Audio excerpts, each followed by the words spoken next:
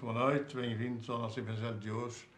Como é normal, vamos, embora com alguma normalidade, vamos cantar uma canção. Se quem quiser seguir através do livro, que se ele tiver, é Jesus, na página 11. Jesus, Jesus, nós aqui estamos para te louvar. Jesus, Jesus, nós aqui estamos para te louvar. Jesus, Jesus, nós esperamos que a todos possas curar. Jesus, Jesus, nós esperamos que a todos possas curar. Jesus, Jesus, nós temos frio, dá-nos calor. Jesus, Jesus, nós temos frio, dá-nos calor. Jesus, Jesus, dá-nos o fogo do teu amor. Jesus, Jesus, dá-nos o fogo do teu amor. Jesus, Jesus, no teu amor dá-nos guarida. Jesus, Jesus, no teu amor dá-nos guarida. Jesus, Jesus, tu és a luz na nossa vida. Jesus, Jesus, tu és a luz na nossa vida. Jesus, Jesus, tem piedade dos sofredores. Jesus, Jesus, tem piedade dos sofredores. Jesus, Jesus, nós te pedimos o alívio das suas dores. Jesus, Jesus, nós te pedimos o alívio das suas dores. Nós te pedimos, Senhor, neste momento, que nos permitas estejam connosco os nossos protetores, os nossos familiares encarnados, os amigos que queiram participar connosco nesta reunião do Evangelho. Que nós possamos, em conjunto, criar mais harmonia no nosso lar, mais serenidade, mais paz. Abençoa-nos o Evangelho de hoje, Senhor. Vamos ler no Evangelho segundo o Espiritismo, no capítulo 4, os itens 5, 6 e 7. Havia um homem entre os fariseus chamado Nicodemos, senador dos judeus, que veio à noite ter com Jesus e lhe disse: Mestre, sabemos que vieste da parte de Deus para nos instruir como um doutor, porque ninguém saberia fazer os milagres que fazeis se Deus não estivesse com ele. Jesus respondeu-lhe: em verdade vos digo, ninguém pode ver o reino de Deus se não nascer de novo.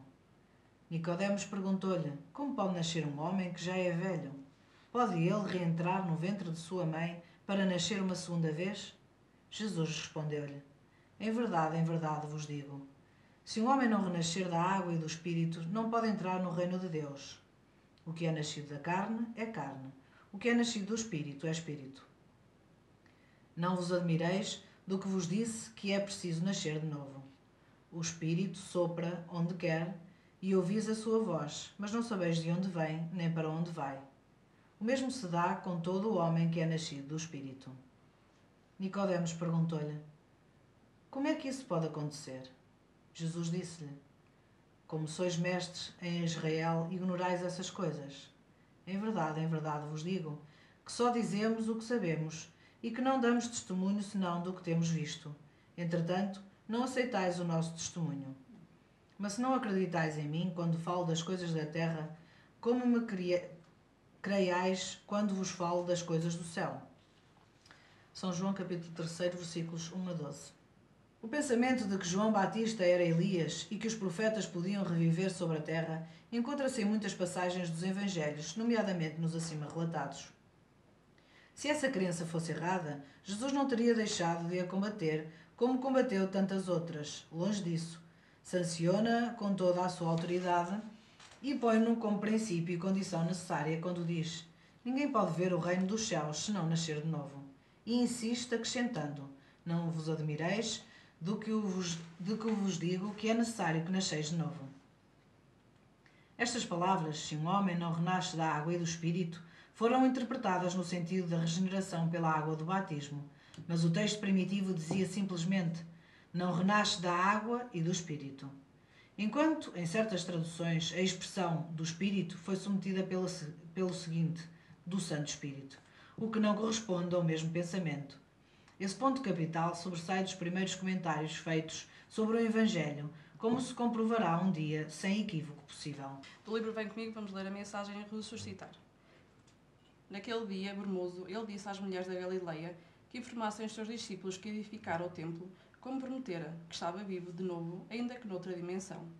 Surgira para confirmar que a vida continua e que a morte não existe para o Espírito Eterno, Filho de Deus, como lhes havia anunciado ao afirmar que levantaria o templo em 3 dias. Mas a palavra, à época, era utilizada em sentido mais amplo, já que podia significar que essa vida poderia ressurgir na carne. Ressuscitar na carne, como anotaram a propósito de Elias. Eleva a tua gratidão a Deus por te ter permitido ressuscitar na carne, neste percurso que precisas aproveitar para surgires um dia no paraíso celeste. Por ora, procura viver para a bondade, para o amor, para a caridade, para a solidariedade, cumprindo o conselho de Jesus, que apontava para o nascer de novo pelo Espírito. Estas 2 leituras merecem-nos alguma reflexão, porque elas são ditas em tempo de Jesus, não é?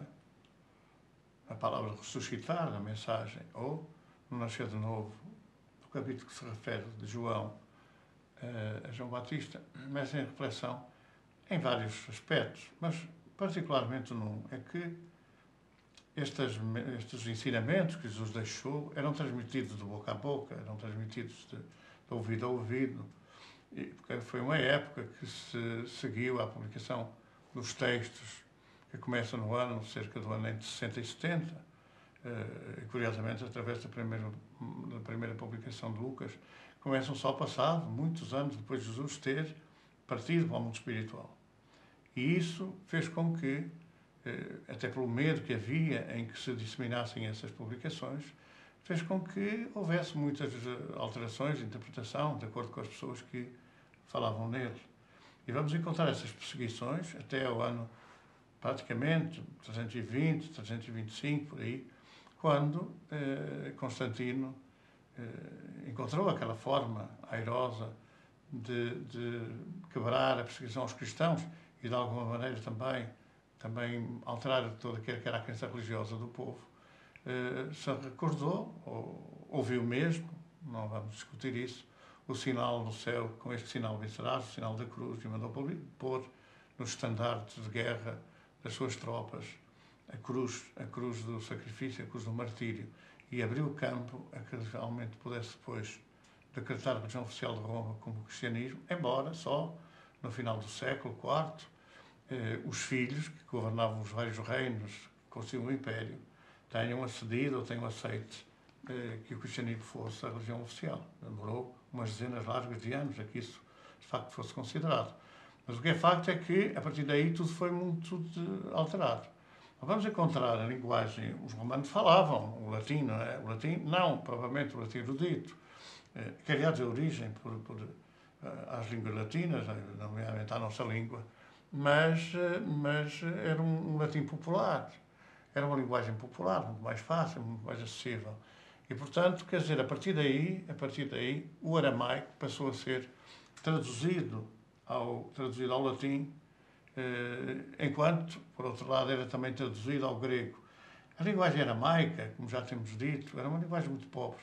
Não teria mais de 5.000 vocábulos, para fazer um paralelismo entre aquilo que nos últimos 20 anos passou dos quase 100.000 vocábulos do português para mais de 120.000, quando os brasileirismos e até os estrangeirismos também entraram na nossa linguagem. O que quer dizer que nas traduções sobre traduções houve alterações profundas de interpretação. O aramaico, por exemplo, a língua não tinha para referir ao ressurgir de qualquer tipo de vida, senão a palavra ressuscitar. E nós aqui vemos uma certa alusão do ressuscitar na ou ressuscitar da carne. O ressuscitar na carne é um aspecto, o ressuscitar na carne é outro aspecto. Da é como se fosse da saída, na é como se fosse da entrada. Ou de a, ressuscitar de a carne, era sair da carne. Então podemos dizer que Jesus ressuscitou, saiu da carne. O que já não podemos dizer em relação à filha de Jairo, ou não podemos dizer em relação a outros casos que Jesus curou, não podemos dizer o mesmo, porque, por exemplo, Lázaro estaria naquilo que se dizia como um estado de coma, e, portanto, a potência magnética de Jesus fez com que o Espírito despertasse na matéria, portanto, isso ressuscitasse na matéria, que não aquela ressurreição na matéria que se referiam os textos, que era a reencarnação, entrar de novo na carne, entrar de novo no corpo. E também se designava, era mais porque ressuscitar, mas fazia-se o complemento desta ressurreição, na carne. Ora, que se refere o texto de João, em que Jesus fala, a propósito, com Nicodemos, o que se trata aqui é da reencarnação e não daquilo que aconteceu com Lázaro ou não daquilo que aconteceu com Jesus.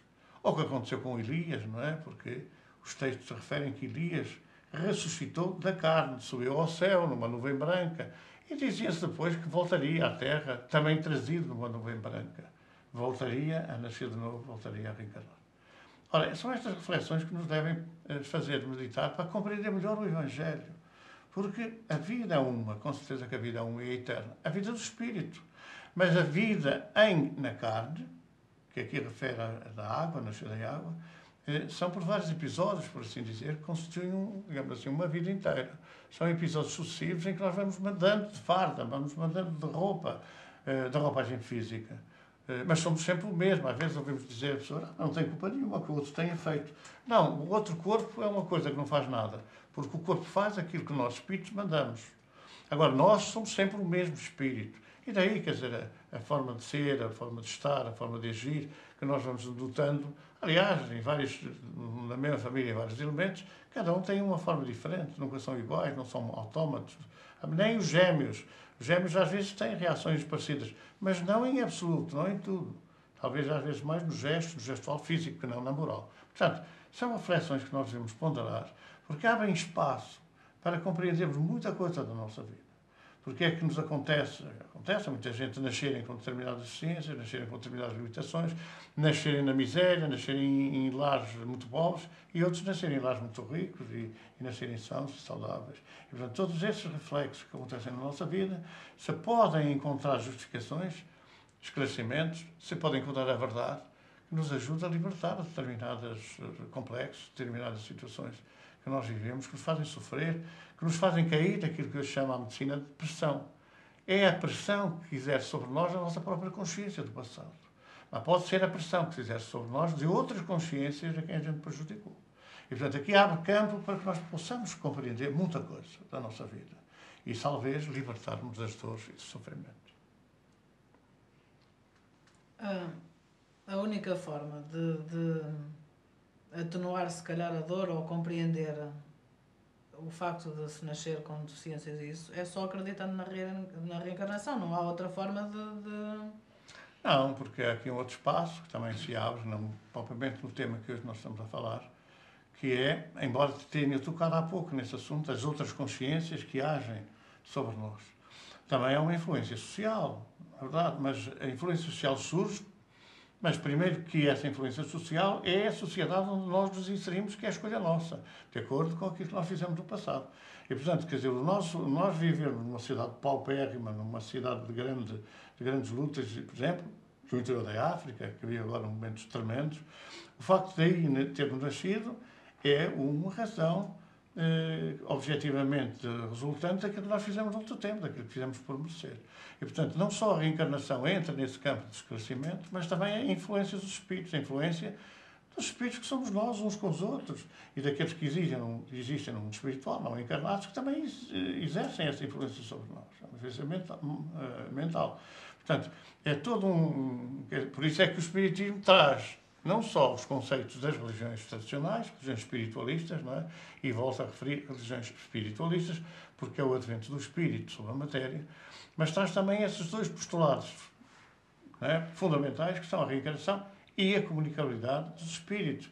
Sendo que a comunicabilidade pode ser feita pela palavra, pode ser feita pela escrita, pode ser feita fundamentalmente pelo pensamento. E o pensamento age sobre nós e perturba e age. Agora, porquê é que age? Exatamente por causa da reencarnação, exatamente por causa de vidas anteriores, exatamente por causa de comportamentos equivocados que tivemos nessas vidas. E, portanto, tudo isso abre campo a que a gente possa compreender. Se me aparecer uma dor numa perna, sem eu saber o motivo porquê, quer dizer, eu posso andar ali preocupado, se calhar é um cancro, se calhar é isso, se calhar é aquilo, o que é que será? Mas se eu der uma facada ou der uma martelada num dedo, eu sei que a dor resulta do martelo. Ora, o que acontece aqui é a gente saber de que é que se deve atribuir estas situações, estas dores, este sofrimento. Se a gente souber o porquê, souber a causa, pode reagir de uma maneira. Agora, se a gente não souber a causa, com certeza que se revolta contra Deus, que Deus não se lembrou de nós, que nos deu uma vida difícil, etc, etc. Agora, se a gente souber que fomos nós os causadores dessa vida difícil, podemos mudar de vida e podemos alterar o nosso comportamento. E é um momento agora, nesta irradiação do nosso Evangelho do Lar, exatamente, libertarmos os nossos pensamentos. Há muitas pessoas que continuam a pensar nesta dificuldade, naquela dificuldade, na solução disto. Vamos libertar por alguns momentos, não são muitos, esses nossos pensamentos, deixar para mais logo, refletir sobre esses assuntos, para agora pensar que vamos concentrar o nosso pensamento na quem sofre. E neste momento, das famílias que estão em desavença, que estão em desarmonia. Esta hora estamos muitas famílias ligadas pela oração, para este Evangelho. Vamos fortalecer-nos uns aos outros. E cada um por si agir para que os nossos irmãos possam levar os nossos fluidos, a nossa energia a essas famílias em mais necessidade.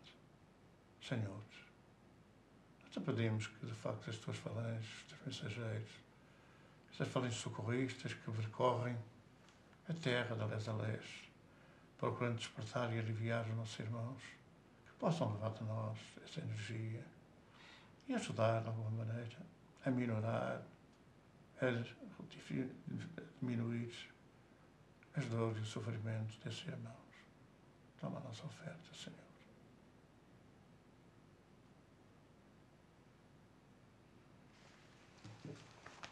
Vamos cantar a oração de São Francisco. Está na página 19. Pode haver aqui, quem tem o livro, pode haver alguma diferença, 19 ou 20, pode ser uma página à frente ou outra atrás, os livros mais recentes. Amigo como poucos, vivendo nossa dor, visita os que são loucos, como um ano calor. A terra é seu chão e ajuda com ardor. Entrega o coração aos famintos de amor. Francisco é seu nome, João foi com Jesus,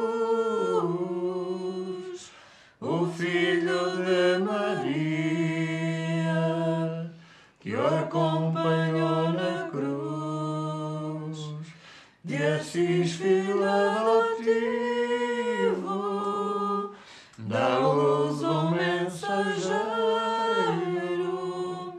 dá-nos o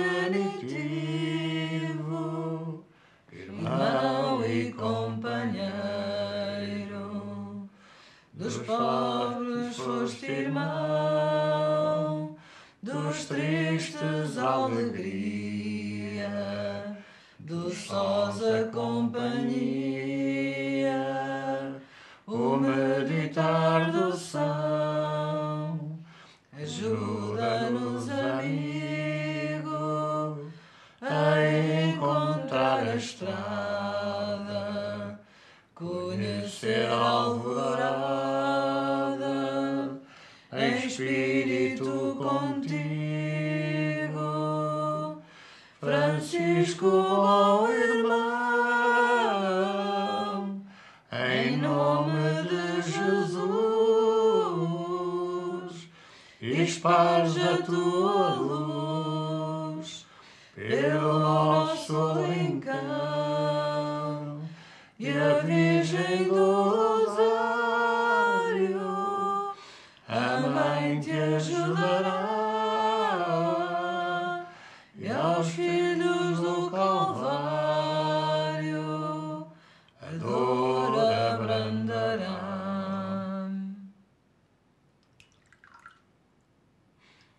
Estamos a chegar ao final do nosso Evangelho. Não se devem ter esquecido de colocar a jarra e a água numa mesa e esperar que certamente os irmãos fluidificarão. E chegamos ao final. Muita paz para todos. Podem dialogar mais uns momentos, se quiserem. Até a próxima semana, se Deus quiser. Muito boa noite.